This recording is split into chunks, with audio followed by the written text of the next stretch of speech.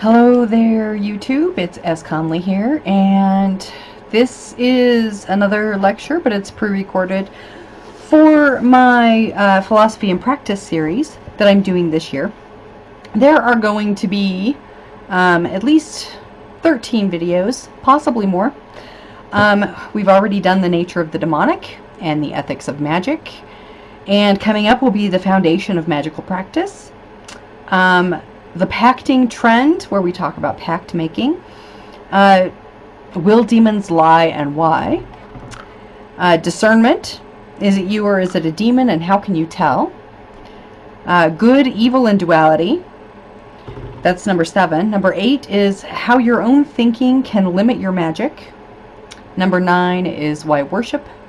Number 10 is the nature of sacrifice in magic. The 11th topic is magic, psychology, or science. And 12, the demonic and creation. So today's video is none of those, because each of those corresponds to a month. So, for example, in March, I'm doing Foundations of Magical Practice. But I had some other topics written down, and I thought they would make for good, like, intermediary videos in between the others. And today's, I thought, I think maybe it would be good if we talk about how our practice has been serving us, and is your practice making you a better person? Is it just a way to get stuff? Is it a way to understand ourselves and the world around us? So I think this is a really important topic, and it's one that a lot of practitioners do not cover as much as they probably should. Magical practice is great if you're just looking, if you're just looking to get stuff and change the environment around you, that's great. However, without the self-work, and we discussed this in the Ethics of Magic video, without the self-work, sometimes we're just throwing magic at a problem and not fixing the root cause of it. And oftentimes, the root cause is either how we view something, how we react to something, or just basically our general feelings surrounding it and where those feelings stem from. So, for example, I did the first few months of this year, I did the Artist's Way workshop. And in that particular workshop, one of the things that artists always have a problem with is getting paid for what they're worth, because society as a whole tells people you should not make money. If you love something and you love art, you should give it freely to everyone. And so you shouldn't charge money for it. You should just do it for free and out of the kindness of your heart. And while that's great, because I think any artist, for example, starts creating for the love of it. Anyone who starts doing any spiritual practices, they start doing it for the love of it and to help other people, because they genuinely want to help others. The problem is when you genuinely want to help others, for example, you may spread yourself too thin and eventually be spending time doing things for free for other people, and it starts interfering with your day job or your other life, or the other parts of your life. And that's when the artists usually stop and realize, I have to eat and I have to be able to work, and people want so much from me, but they want it for free. They don't want to pay me for it. And so discovering that self-worth is a perfect example of whether or not you're actually doing the self-work on your mental, how you're viewing something, in order to help yourself, or are you just going to, continue to live as a poor artist and constantly just throw low magic at stuff to see if maybe you get a windfall here and there. We talk a lot about, especially when it comes to prosperity magic, we talk a lot about Belphegor, because Belphegor is a great passive demonic force to help you, to bring you short windfalls of money, to help you get a job. But the thing of it is you still have to be doing the active part in the real world. The demon will already take what you've already done and just throw opportunity onto it and make it to where things come to fruition. But he's a very passive force. He doesn't, if you haven't done anything, he's not one of those demons you want to work with for money or jobs or anything, because he's got nothing to work with, and he's not gonna, make an effort. So these are the types of things we have to look at when we're throwing low magic constantly at a problem we have, without looking at what the real problem is. And for example, in the case of artists, as I was just saying, or even spiritual workers who have been giving away all of their time and everything for free, is they realize that at some point they have to flip that switch in their mind that says, you know what, my time is worth something. I do what I do because I love it, but at the same time, I've got so many customers, I can't spend any time with my husband anymore. So if people want my time, I can't spend time with my family, I can't take my kids out to the park, or whatever it is, at that point, they have to decide, are they going to put their foot down and either cut back their hours and say, I'm only doing this 2 hours a week, and either, you get in on it or you don't, and I'll keep doing it for free? Or are they going to say, you know what, if you want my time, I have to start treating this like a business, and you have to pay me so that I can have scheduled time off, scheduled work time, scheduled time off to spend with my family, but then I can get to more people and I can help more people. So these are the types of things. There's other examples too. For example, I used the example in the Ethics of Magic class, where if you're having a problem standing up for yourself at work, you need to change your thinking about how to stand up for yourself. Because a lot of people will be like, oh, every time I stand up for myself, I always get screwed in the end. Well, chances are it's because it's your delivery. Because some people have a lot of tact, and they can make people listen to them and say, I'm having these issues, and I would like to discuss them with you, so maybe we can find a solution. That's one way to handle it. The other way to handle it is say, I'm sick and tired of everyone not fucking listening to me. And when you do it like that, it's very aggressive.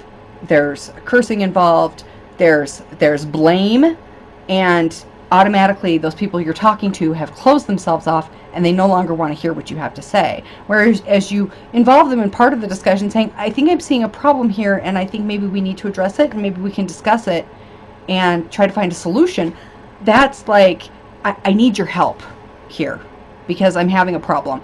And people are more receptive to that. So you can still stand up for yourself. Both of those are ways of standing up for yourself. It's just one's the wrong way and one's the right way.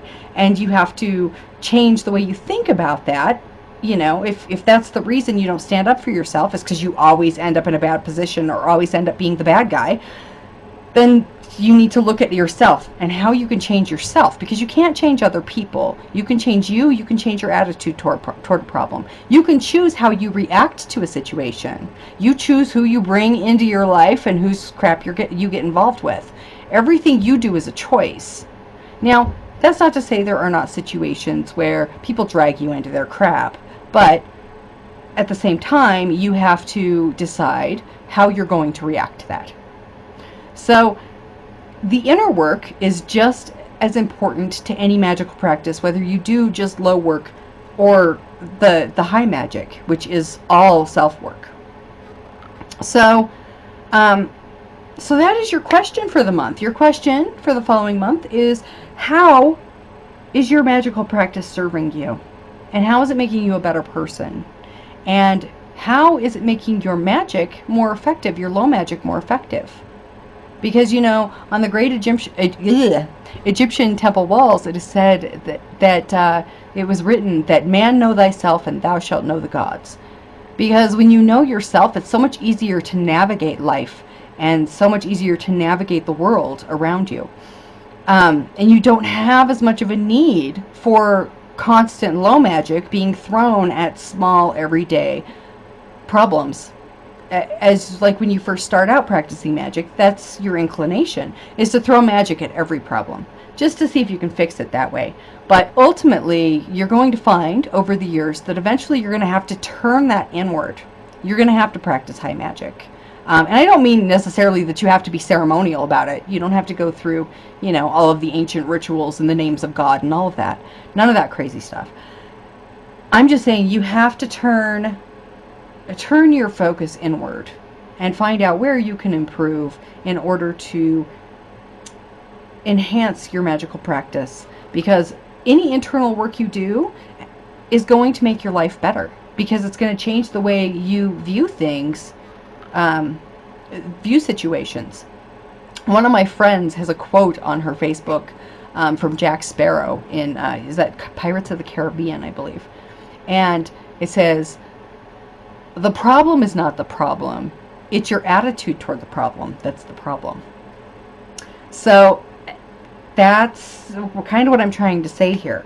So ask yourself that question. How is magic making you a better person? Are you doing the internal work? Are you still finding yourself throwing low magic at the same problem over and over and over again? If you are continually throwing low magic at a problem that is not resolving itself, you need to find a different approach, because at that point you're just beating your head against a brick wall, and it's not going to work. You need a different angle. And sometimes that angle is through yourself. You need to look at, what do you really want? Are you willing to sacrifice for it? Are you willing to make some changes? Is it your attitude toward the problem that's the problem? Maybe it's not as much of a problem. If something's not a problem for everybody else, but it's a problem for you, you might want to look into why that is. If there's like something, if you're constantly broke or don't have enough money or anything, is the problem that you just don't have enough money coming in? Is the problem that you're spending money too much? Is the problem that you really hate your job and you probably shouldn't be in that line of work, because really hating the work that you do makes it hard to put pride into the work that you're doing, makes it harder to excel in the work that you're doing, which could result in, say, promotions? Is your own fear keeping you from actually going out and doing that one thing you love, or starting your own business? Is it fear? Oh, it's the economy. The economy's not right. That's maybe an excuse. Of course, the economy's never going to be right.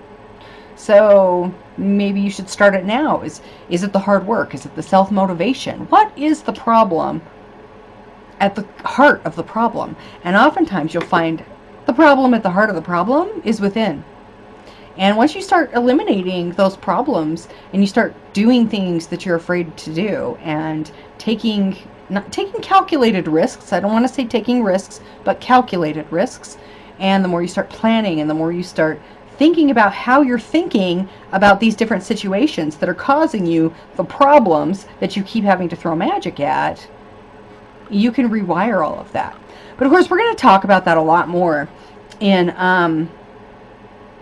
the section about, is magic psychology or science? Because there's both psychological and scientific elements to magic, which we'll get into later. But for now, just ask yourself those questions. Think about it, because demonolatry should be enriching your life. Any type of magical practice, left-hand path, Satanism, Luciferianism, even demonolatry, even witchcraft in that sense, should be about enhancing your life and making you a better person, or at least more equipped to handle all of the challenges that life throws at you, and becoming one with everything that is, and allowing the universe to nurture you while you give back to everyone else. And I know that sounds like really new age and airy-fairy, but from a very artistic viewpoint, that's exactly what magic is, because magic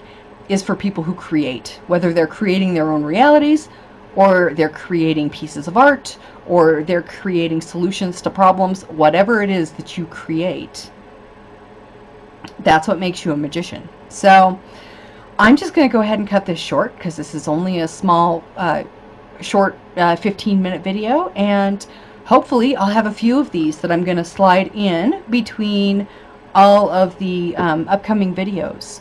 So have a great rest of your week, and I will talk to you guys soon.